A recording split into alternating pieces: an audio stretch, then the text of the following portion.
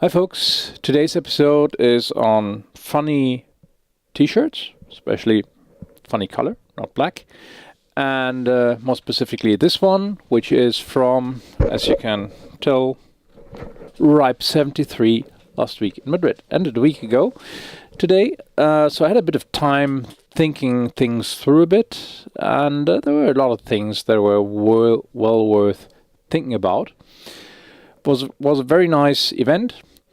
If you want to take a look at what happened there, all the sessions have been recorded, except I think except for the BCOP session, I think, and the BOFs. You can go to the website at RIPE73.ripe.net. Take a look at all the presentations, associated slides. Just go there. No login required, no registration required, nothing. They're public, so if you're interested and couldn't come or haven't heard of RIPE before, just go there. Anyway, that was already the RIPE meeting ended a week ago today, so why do I talk about it like today and not like a week ago? First off, I spent the weekend in Madrid talking to all sorts of people who stayed there too longer as well. And a lot of things that happened there well deserved a bit of thought, and that takes time, at least as far as I'm concerned. And a couple interesting things that I found was, first off, there is the BCOP, the best current operational practice. It's not even really a working group, just people working on things, on documents, for all sorts of stuff where it makes sense to document how to do it for others. And I've been drawn into this when it comes to IPv6. More specifically, I've been volunteered by somebody pretending to be me to do something about writing software and testing software for IPv6. We'll see how that works out. I just have to find time to do it. Maybe Christmas or so. Okay, probably not. But I'll find time somehow. Anyway, that was quite interesting. IPv6 is still playing a huge role in the BCOP activities, partly because of the people involved, partly because, well, there is really need for guidance for people new to IPv6. And something else I found quite interesting. There was this network guy from a company called Microsoft. And his name was Marcus Keane. And he's from Microsoft UK, but he's doing networking for Microsoft all over the world, including the US. And he talked about Microsoft's experience with IPv6. Now, of course, I'm a Unix guy, so I can't possibly say anything good about Microsoft. Well, never mind that. I can. What I found interesting in this presentation were two things he mentioned. One was that the biggest problem they had was legacy network hardware. Big surprise. I mean, I've been telling people for years, folks, whatever you buy, even if you're not yet doing anything on IPv6, make sure it does support it, because otherwise it'll bite you in the ass. You'll be sitting on hardware that doesn't do the job, and you have to replace it prematurely if you want to do IPv6. Looks like it happened to them. Yeah. So, yeah, they're also just humans. That seemed to be quite an issue, at least from the network guy perspective with Microsoft. The other thing I found very, very interesting, for I don't know how long, I've been telling people, folks, whatever you do, try to stay single-stacked in as much of your networks as you can. Just doing IPv6 deployment by just rolling out through your networks in parallel with IPv4 is a really stupid idea. And I've had a lot of people tell me, it's not possible, we can't do that, and why bother, and what, you get it? And after his talk, I've learned I'm not alone with my idea. Yes, going systematically dual stack is a bad move. Might actually do some video about that at some point in the future. explain it in more detail, but anyway, they learned it's not a good idea from their experience. So if you think I'm a complete idiot, at least I'm not alone. Then there was a presentation by Joanna, let me check that, Divadario, and she talked about the address transfer market and measurements he's done. And at first I was a bit disappointed with the presentation because there, how do I put that without you getting it wrong, there wasn't much information in there. However, the one information that was in there, because it wasn't in there, was that it's really hard to figure out what's going on there. A lot of the stuff is going beneath everybody's radar, and there are two implications to that. First, we're probably only going to see that we have a problem there is that the WHOIS databases will become, well, less and less useful because nobody updates them anymore. Especially so if you have to transfer addresses, or if you want to transfer addresses but not really allowed to, so you just leave whatever WHOIS database entry there is and just let somebody else use your addresses anyway. Might be a bit of a problem.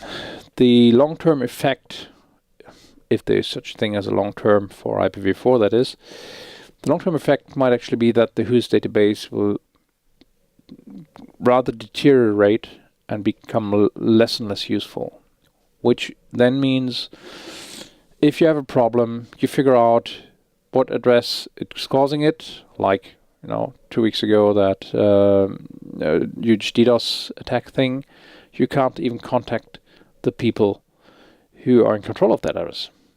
Bad thing. Really bad thing. The network people do need a working and trustworthy and reliable WHOIS database.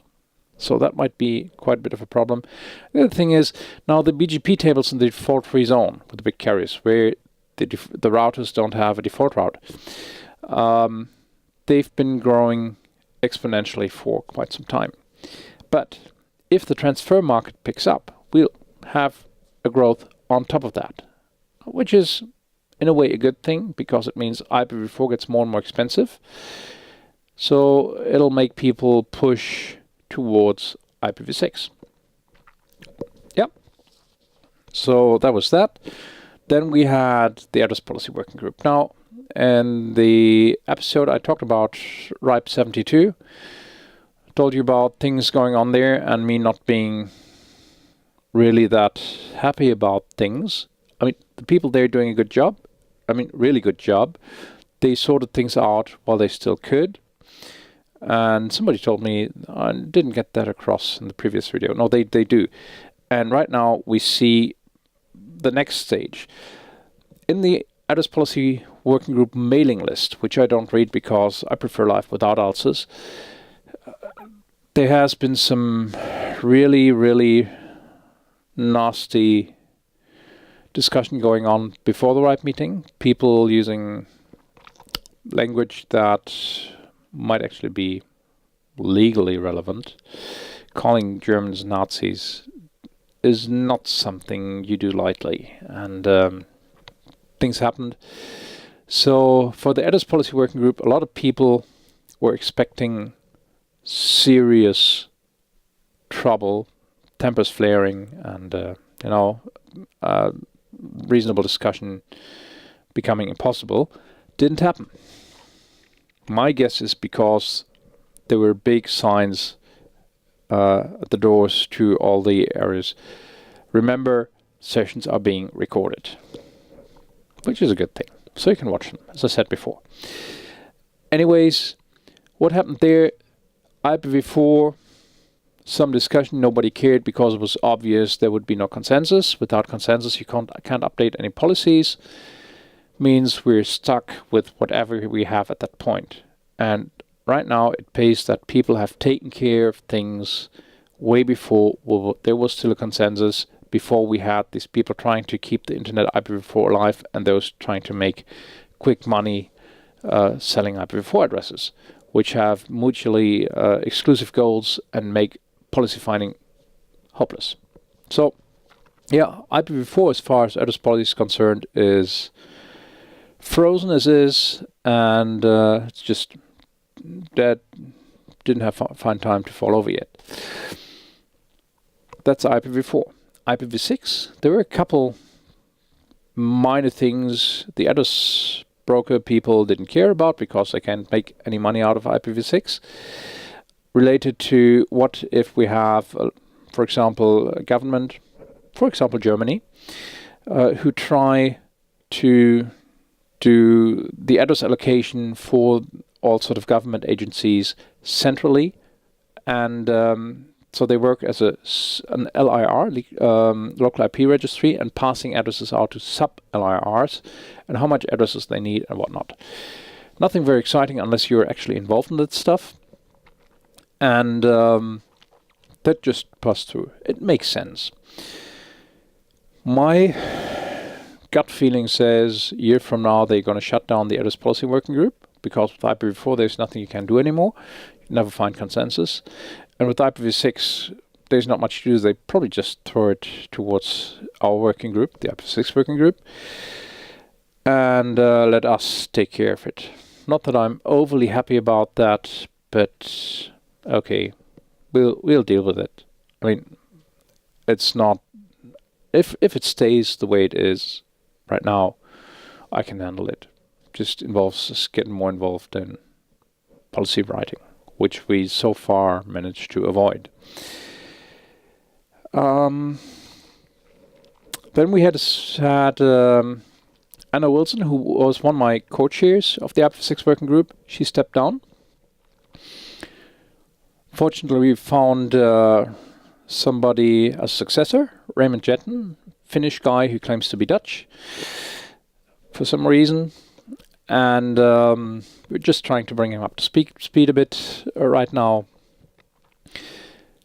But Anna came up with a question in the second session. Basically, we had an open mic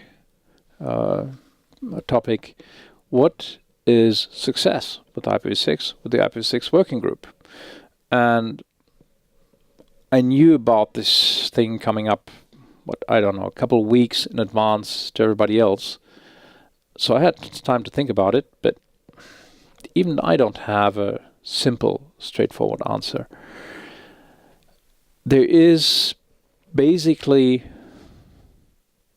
when do we have IPv6? When is IPv6 success? When IPv4 dies. It doesn't work. We're still using SNA, we're still using IPX. Apparently people are still using UUCP. So IPv4 completely gone, that'll take another 20 or 30 years.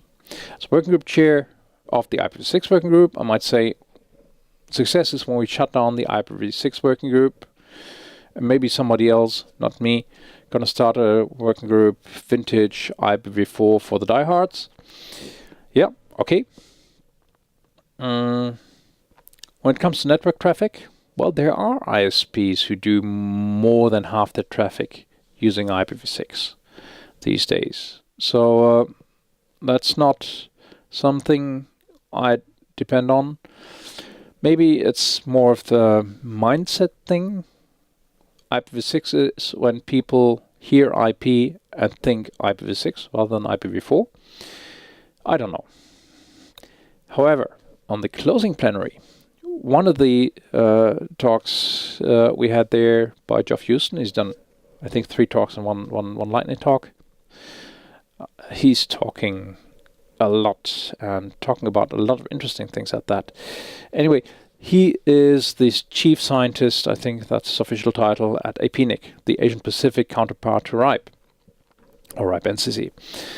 And he's been doing measurements for quite some time. What he has, his setup works like this. He has a couple of web servers doing IPv4, IPv6, dual stack, whatever. And he's using Google Ads, tiny little single pixel ads. You don't click on them because that costs him money. And these single pixel things using a Flash script, which then tries to access various IPv4, IPv6, dual stack web pages on his web servers. He explained about how he exactly does that. except that he didn't mention Flash, I think. I've known that from some previous talks of his. And with that, you can see how do IPv4 and IPv6 look like from an end user's perspective. Really interesting. One catch, one thing to be aware of. Using Flash means various Apple products, various smartphones don't do that. So he's mostly measuring landlines, regular computers.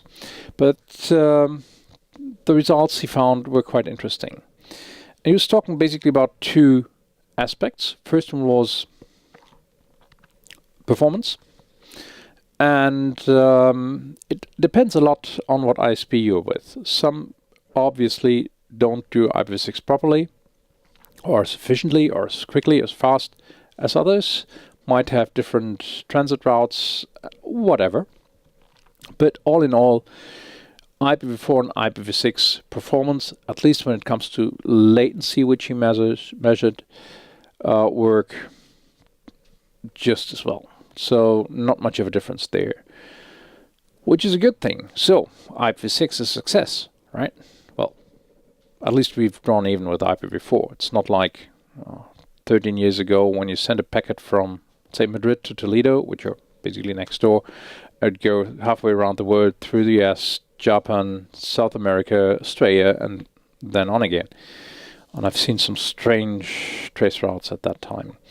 Anyway, he was also talking about something else, and it was failure rates. And that was scary. Scary with IPv4, even scary with IPv6. Now, when I was a graduate student at university, I've heard this course, Computer Networks and Distributed System by Heiko Krom. Really nice course.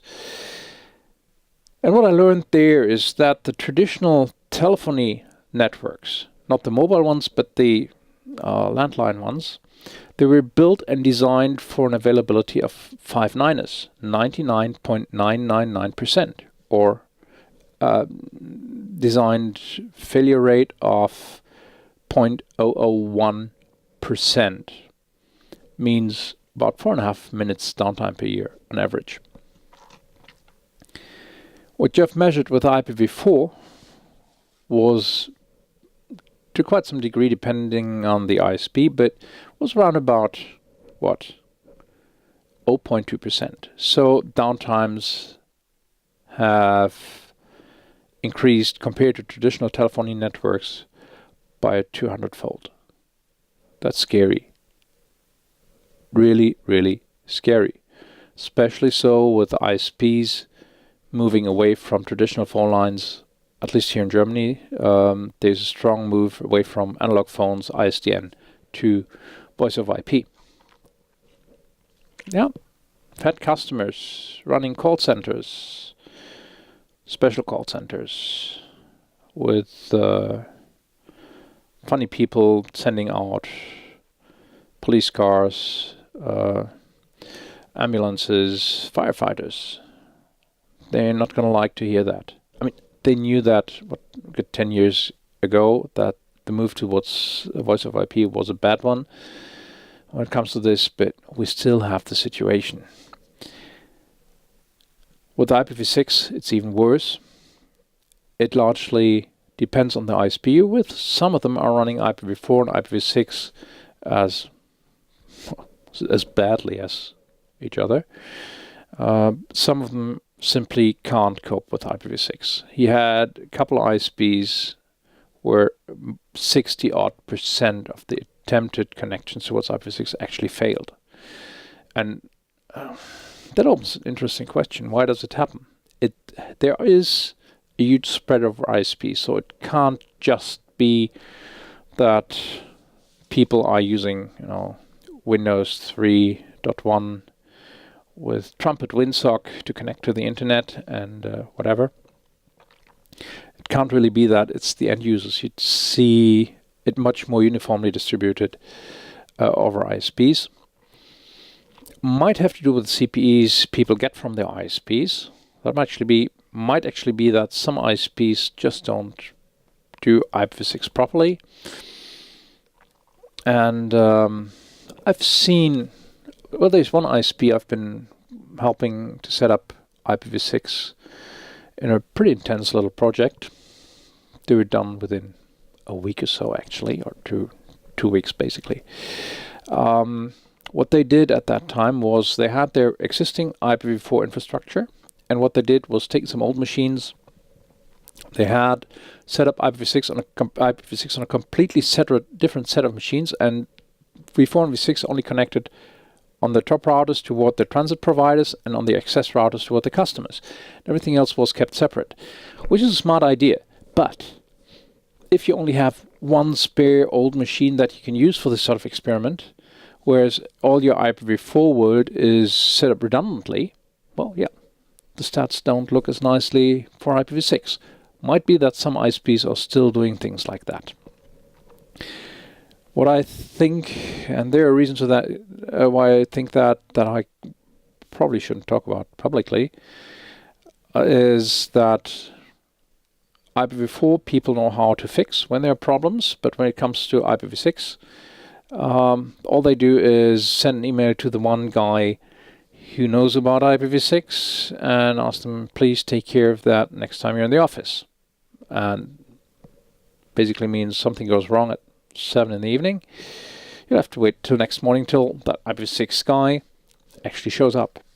And there is a good reason why I think that might be a huge problem.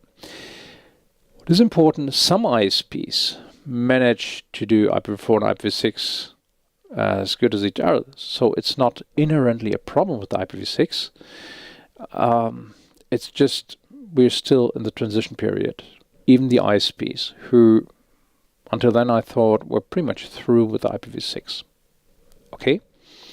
Also means if you want to get internet access somewhere and don't know where to go, pick your ISP carefully, because if you want IPv6, you want one that actually knows how to do that.